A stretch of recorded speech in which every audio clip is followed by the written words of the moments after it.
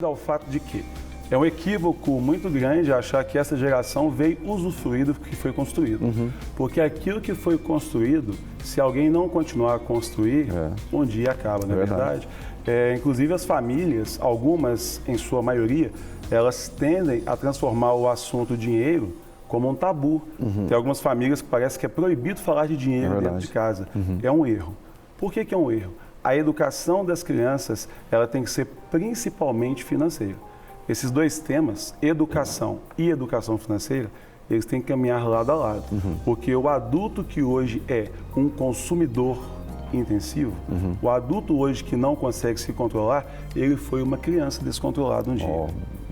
Agora, voltando um pouquinho sobre isso, essa geração dos cinquentões, nesse senso popular aí, na geração dos cinquentões, 14 anos você já podia trabalhar e já poderia contribuir com a renda mensal, já conhecia um pouquinho mais sobre gastos financeiros. A nossa geração, por exemplo, dos meus filhos, qual é o nosso pensamento? A gente quer que eles terminem o curso superior, só para depois disso eles terem o seu primeiro emprego. Isso também não acaba influenciando negativamente da consciência financeira dessa geração? Ou essas crianças dessa geração foram menos preparadas que a anterior, ou isso é mito também? Na verdade, não seria um mito, é uma questão de percepção de gerações. O que funcionava para a sua geração, para a minha geração, hoje não funciona. Não funciona, é verdade. Se você hoje, por exemplo, a gente ouve muitas famílias dizendo assim, na minha época era assim, nossa, esse menino está muito difícil, não é assim? É verdade. Só que as épocas mudaram. Claro. Como que eu posso querer, por exemplo, educar hoje no século XXI? Nos moldes antigos. Mesmo molde da década de 80, não faz o menor sentido. Sem tecnologia anteriormente. Nós vivemos sem internet, nós vivemos sem celular. Já respondeu a pergunta de uma criança assim, como que vocês se comunicavam sem telefone celular, não é verdade? É verdade. Então, o que acontece? Eu penso que os adultos, primeiro, eles têm que tomar consciência de que eles têm que se educar em primeiro lugar. Verdade. Como que você vai oferecer um conteúdo que você não tem? Isso não faz o menor sentido. Eu atendendo hoje alguns clientes, no meu curso, eu vejo algo que é padrão. As pessoas chegam super ansiosas, elas chegam estressadas e realmente muito preocupadas. Por quê? Porque elas vivem além das suas possibilidades. É uma característica exclusiva da classe média. Porque vamos entender, a classe pobre tenta sobreviver a cada dia. A classe rica, ela tem uma outra mentalidade.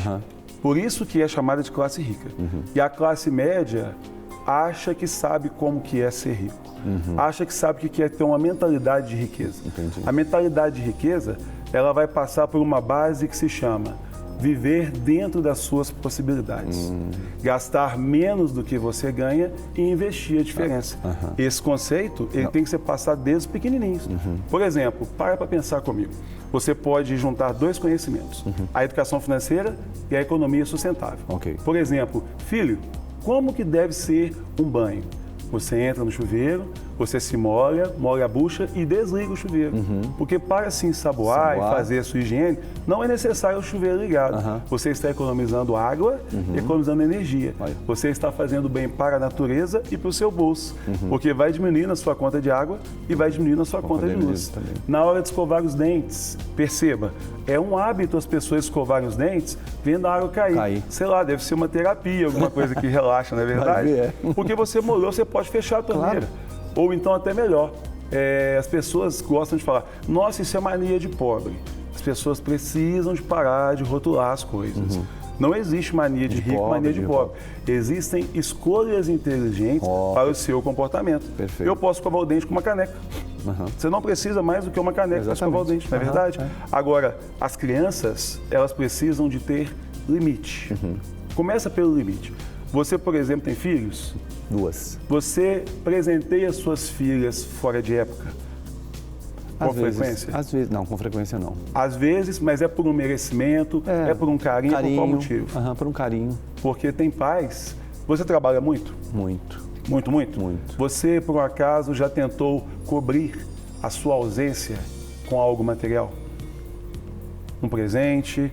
Nossa, tem tanto tempo que eu estou sem ver meus meninos, eu vou dar um presente para eles... Porque eu quero mostrar que o pai é bom. Conscientemente não, mas inconsciente pode ser. A maioria das pessoas faz isso. A correria do dia a dia, pai trabalhando, mãe trabalhando, você acaba fazendo o quê? delegando a responsabilidade da educação para a escola, para a babá, enfim, para terceiros. Uma responsabilidade tinha que ser sua.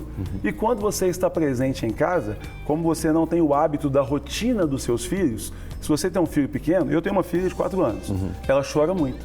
E se você não está acostumado a acompanhar seu filho, o choro dele, associado a um dia inteiro de trabalho e a um estresse, fará com que você fique muito irritado. Então, qual que é a melhor maneira? Dê alguma coisa. Para que ela se calma. Só que, na verdade, você está fazendo tudo errado. Dê um pouco da sua atenção.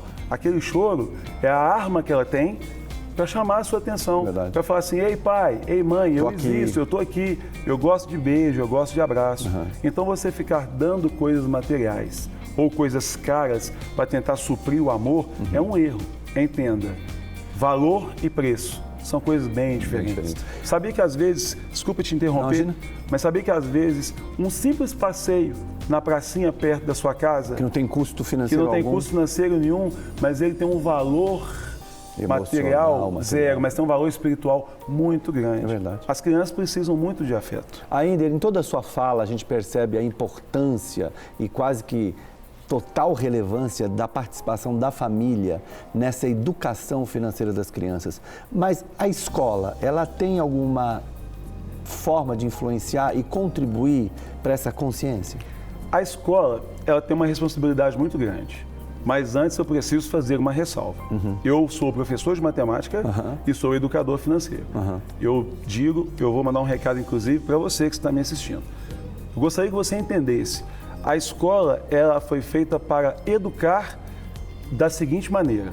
Nós vamos ensinar matemática, português, educação financeira, vamos contribuir com a disciplina. Mas a educação vem de casa. A disciplina vem de casa. Os professores, eles têm que lidar com a educação que você, pai, deu. E muitos pais gostam de delegar a responsabilidade de tudo para a escola. Alguns especialistas defendem que a educação financeira tem que começar pela escola. Faz sentido, totalmente.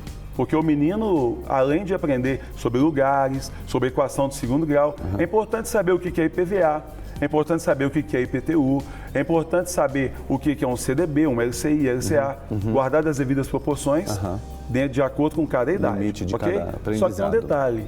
Antes de passar isso para a escola também tem que se capacitar. Como que um professor que não tem educação financeira, que vive no limite com as suas dívidas, vai ensinar? Então, primeiro tem que passar pelo processo de capacitação. Mas a escola tem um papel fundamental. Por quê? Existe um ditado que diz o quê? O santo de casa, ele não faz milagre. Eu vejo que muitos alunos costumam escutar muito mais a nós, professores, do que os seus próprios pais. Então, é uma responsabilidade dobrada aí, e também uma oportunidade dobrada, não é verdade?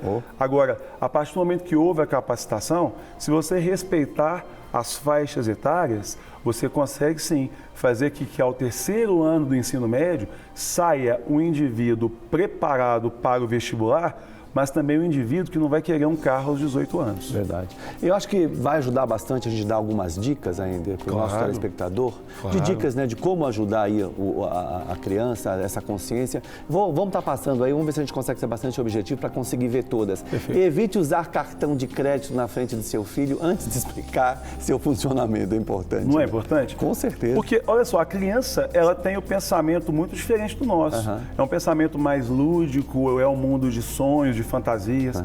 Se o seu filho te pede alguma coisa e você usa o cartão de crédito, ele, olha que legal. Tudo que eu preciso está ali, né? Aquele negocinho produz dinheiro, não é verdade? Não, ele precisa entender que aquilo não é dinheiro. Desde pequenininho. Aquilo dali antecipa uma compra que no futuro deverá ser paga. Então, o que acontece? Você tem que ter responsabilidade. Eu conheço alguns casos de até clientes meus que o filho com 10 anos de idade já recebeu um cartão de crédito com um limite até considerável. Vamos ser muito responsáveis na fala. Há problema nisso? Depende. Porque a maturidade, às vezes, de um menino de 10 anos pode ser até superior à de um menino de 16. Você ensinou o seu filho como que funciona aquilo? Aquilo vai ter um consumo consciente. Agora, é um risco. Ele vai explicar vai acompanhar, vai monitorar. Agora, mesmo assim, é muito arriscado. Eu penso que tudo tem que ser dado de acordo com o momento e de acordo com a maturidade para lidar com certas coisas. Perfeito. Ok? Vamos ver o próximo item? Ensine as crianças que poupadores inteligentes têm como recompensa o recebimento de juros. Isso é muito legal. Ensinando a poupança já para as crianças. Isso. A gente tem que saber separar. Ensinar a criança a ser poupadora é totalmente diferente de ensinar a criança a ser miserável. É totalmente diferente. É, boa. Por exemplo, muitas pessoas são contra a mesada. Eu até dei uma dica sobre mesada para a gente falar daqui um pouquinho. Mas olha que legal. Sabe o cofrinho? O antigo e velho cofrinho? Opa. Ele voltou à moda. Funciona. Já pensou que legal se a gente falar assim, filho, tudo que você ganhar, você vai fazer o seguinte, metade você pode gastar e a outra metade você guarda no cofrinho. Você não pode ensiná-lo a guardar tudo no cofrinho. Ele tem que entender que parte do que ele ganhou precisa ser utilizado, é necessário, porém com um consumo consciente.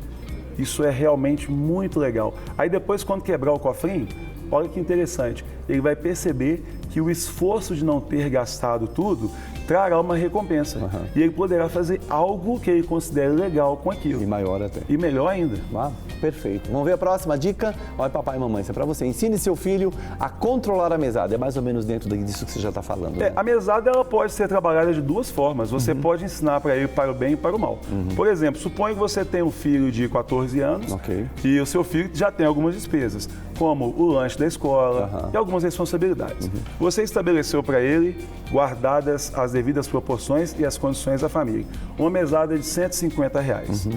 E de repente o mês ainda não terminou e o seu filho fala assim, pai, a minha mesada acabou, eu preciso de mais R$30 para que eu possa ir ali tomar um açaí com meus colegas.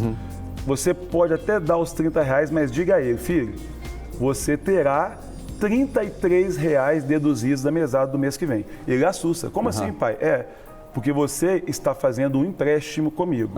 E esse empréstimo vai ter que ser pago por você com o seu dinheiro. Na próxima. Mas, pai, eu te pedi R$30. Por que 33? Porque já que eu estou te antecipando, eu vou ter que ter uma compensação em forma de quê? De juros. Ele vai ter a oportunidade de ver os juros trabalhando contra ele. Agora vamos pensar na mesada trabalhando a favor. Pai, eu gostaria de adquirir um videogame ou um objeto X daqui a um tempo. Então você vai dizer a ele assim, filho, vamos fazer um combinado? De parte da sua mesada, dos R$150, você vai guardar R$30 durante um determinado período. Mas pai, nesse período não vai chegar no valor do bem.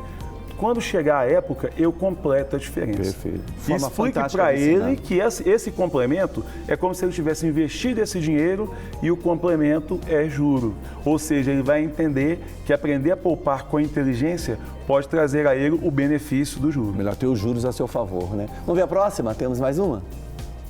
Mostre seu filho que o dinheiro que se ganha não é diretamente proporcional ao trabalho. Explica isso melhor ainda. Isso é muito perigoso, porque olha só, você sai de casa cedo para trabalhar, fica o dia inteiro, às vezes você vê seu filho somente no comecinho da manhã, no finalzinho da noite, em muitos casos, somente no fim de semana. Às vezes. Aí o seu filho precisa de alguma coisa e fala, ô pai, estou precisando disso. Aí você fala, meu filho, eu não tenho dinheiro. Ele vai associar assim, nossa, meu pai trabalha tanto e ele não tem dinheiro. Então significa que eu tenho que trabalhar mais. E são valores que estão totalmente controversos. É verdade, porque não se trata do tanto que você trabalha. A maioria das pessoas acha que a vida está ruim porque ela ganha pouco. A classe média faz mais ou menos assim. Ganha 2.000, aí gasta 2.100. Aí entra no cheque especial, nos produtos do banco. Por aí. Aí ele recebe uma promoção, passa a ganhar agora 3.000. Tecnicamente, agora a vida ficou maravilhosa. Sobraria, né? Aí ele começa a gastar 3.300. É verdade. Então o que você tem que entender que não se trata do quanto se trabalha, mas sim do que você faz com o seu dinheiro de maneira inteligente. Eu tenho clientes que eu atendo que ganham na faixa de 15, 20 mil por mês e gastam 30. E eu tenho clientes que eu atendo que ganham na faixa de 1.500, 2.000 e vivem maravilhosamente bem, porque eles lidam com a inteligência e eles fazem escolhas inteligentes com o seu dinheiro. Para receber todas as novidades do canal, inscreva-se e se curtir o vídeo, clique em gostei. Aproveite para acompanhar a Rede Super nas redes sociais.